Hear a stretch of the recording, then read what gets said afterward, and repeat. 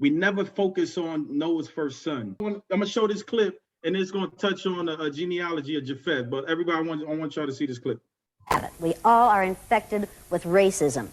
We are taught to be racist in the schools. And here's just one example. Will you hold this up here, please? How many of you have ever seen a map that looked like this before? How many of you have ever seen this map?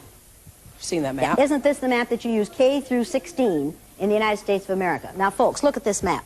According to your social studies teacher, what is the equator? Right. An imaginary line where? Yeah. Around the center of the earth. Then if this map is correct, then the equator must be here, and Chicago has a tropical climate. Now, folks, this is the map that we use in the schools. Look where the United States is, in the middle of the world, right? Now, here's the USSR, which is no more, of course, Mongolia, China, Africa, India, Pakistan, Afghanistan. Now, look over here. USSR, Mongolia, China, India, Pakistan, Afghanistan. Two Indias here. We have two Indias. Did you know that? Now, people, this is a flat-out lie. Look at the size of Greenland and the size of South America. According to your social studies teachers, what were continents? Largest land masses on the face of the earth, right? Now, do you know the continents? Africa, Asia, Australia, Antarctica, Europe, North America, and South America. Did I say Greenland? Well, Greenland isn't a continent, but it's a huge landmass according to this map, right? The map is a flat-out lie, people. If you read the legend on the map, here it says, in fact, South America is actually 9 times larger than Greenland. Now, look at this map. The equator on this map is down here. All the white countries are larger than they should be, and all the countries of people of color are smaller than they should be. This is a visual image that teaches children a lie. In order to make this map anywhere near accurate, you have to take this over here and put it here like this. Now, well, can somebody hold that? Can you hold that down there, somebody? Are you a somebody? Sally is a somebody. Okay, yeah. Sally's a somebody. There. Now, take a look at the difference. Does that give you a different visual image of the importance of the United States? People, the way you use things like this, teaching aids like this, are what make you and I racist. We were taught that this is the way the world looks. It's a flat-out lie. How could a parent not be a racist? How could a white parent not be a racist in a situation? I know this is like Sunday morning cartoons, but man, we got to get down to this, man. We got to get down to this. So Jane Elliott, like Kels was saying, man, I love this little white lady, man, from Idaho or Iowa, man. And she did this experiment called the blue-eye, brown-eye experiment. Man, when you got time, just look it up on YouTube. Blue-eye, brown-eye experiment. It's mind-boggling, right? But I did that clip to show us that history is really his story, right? So jumping into Japheth, after the flood, the sons of Noah spread throughout the land, repopulating the earth. Ham became the progenitor of the dark races, not the Negroes, but the Egyptians, Ethiopians, Libyans, and Canaanites. Shem became the progenitor of the Semitic race, Eber/Hebrew Abraham. Japheth, meaning God will enlarge, was the progenitor of the Gentile islands, Europe and Asia.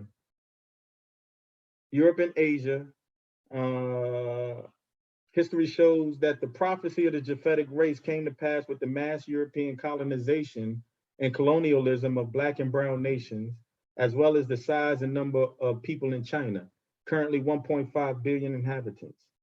So in order for us to identify and isolate this other seed, we will focus on Noah's first son, Japheth. So this is what day 3 is about. Now, why wasn't this taught in our books? And you're gonna see what I'm talking about. From traders to bankers, Rothschild meaning red shield, the purchase power of money. And we're gonna dive into the Balfour Declaration and Jewish stronghold and the racism in our money too. So like I said, this is the genealogy of Japheth I want us to focus on, right? So Japheth had 7 sons, right? His first son was Gomer, and Gomer had Ashkenaz. That was Hebrew for Germany. And on the other side, his 4th son, Javan, I'm sounding hood, right? He probably wasn't even Javan. Well, I'm gonna say Javan had Chittim, his 3rd son. Chittim and Ashkenaz joined together to form this people called the Khazars. and I don't know if Rudolph touched on it, Doc, but the Khazars is what we call Ashkenazi Jewry today, right? And they predominantly in Europe, Palestine, USA. Now, how does this relate to the Bible? So how did Esau, who God hated, become Rome? And it was, I put a little, whatever you call it, a little star on the bottom, showing how Esau navigated to through his grandson Zepho, who first tried to partner with African kings to take over the Hebrew, but then he couldn't do it, so he went to became king of Rome. And it's on Wikipedia. His name is Zepho, is a different name. But this is what I want to touch on: the genealogy of Japheth, which we're never taught in schools.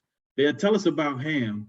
They tell us a little bit about Shem and change his skin color, but they won't talk about Japheth. But I'm going to talk about it today, and hopefully nobody gets wind of this that control Zoom and cut us off. So, traders to bankers, right? And if the powers that be can lie about what Jane Elliott spoke about, it begs the question: what else have they lied about, right? So now looking at this right here, this is how it was in the 10th century AD. And Jazz, I didn't tell y'all too, the first 10 copies of my book that went out, I made errors mixing AD with BC. And I take full responsibility for it. But one reason I did that is because of God is not the author of confusion. So before there was BCE and ACE, there was AD and BC. BC meaning before Christ, AD meaning Anno Domini, after domination. Somewhere down the line, and you could say atheists did or whatever, they don't like Christ and nothing, right? So somewhere down the line, it transitioned from AD to ACE after Common Era, and BCE before Common Era. That confused me a little bit, but I'm back. But this was the religions in the 10th century. There was 3 major religions. There was Roman Catholic, not Christianity, Roman Catholic Church. There was Islam, and they was Judaism. Now, if you look at the slide on the left, y'all remember the Crusades. Christians was killing Muslims, right? And then the Muslims was fighting back. The Khazars was in the Caucasus Mountains making a killing, trading, buying and selling. Now, I believe it was Islam, was both of them. Roman Islam was going to stop trading with the Khazars until they pledged allegiance to either Rome or Islam. Khazar said, we're not going to do either because it's going to mess up our money flow. So what we're going to do is become the next best thing, Judaism. We're going to do Judaism. So this is how this was formed. Now, these boys were so good, they ran the whole war. They financed the whole war. They were selling to Rome, they were selling to Islam, and they stayed neutral. So that's why I got a title From Traders to Bankers. Now, the story that I got this from Arthur Kessler's book, The 13th Tribe, because as we all know, there's only 12 tribes of Jacob or Israel. So where's this 13th tribe come from? And I believe Arthur Kessler was genuinely trying to find out what we're trying to find out, who he was. And his research took him somewhere left. His research took him to what he called the 13th tribe, which was European Jewry, that we're gonna really dive deep into. But the story of the Khazar Empire as it slowly emerges from the past begins to look like the cruelest hoax which history has ever portrayed. So the transition from traders to bankers is where this third slide come from. And I don't know if y'all seen it. Okay, so now before 9/11, only the following nations in the world were left without a Rothschild-owned central bank: Afghanistan, Iraq, Iran, North Korea, Sudan, Cuba, and Libya. As of today, the 9/11 was 20 years ago. As of today, the countries left without a Rothschild bank are Cuba, North Korea, and Iran. What are we doing with those 3 countries right now? So Sudan was repeatedly infiltrated by the US in 1956 by President Dwight E. Eisenhower. 1967, they tried to infiltrate Sudan again by Lyndon B. Johnson.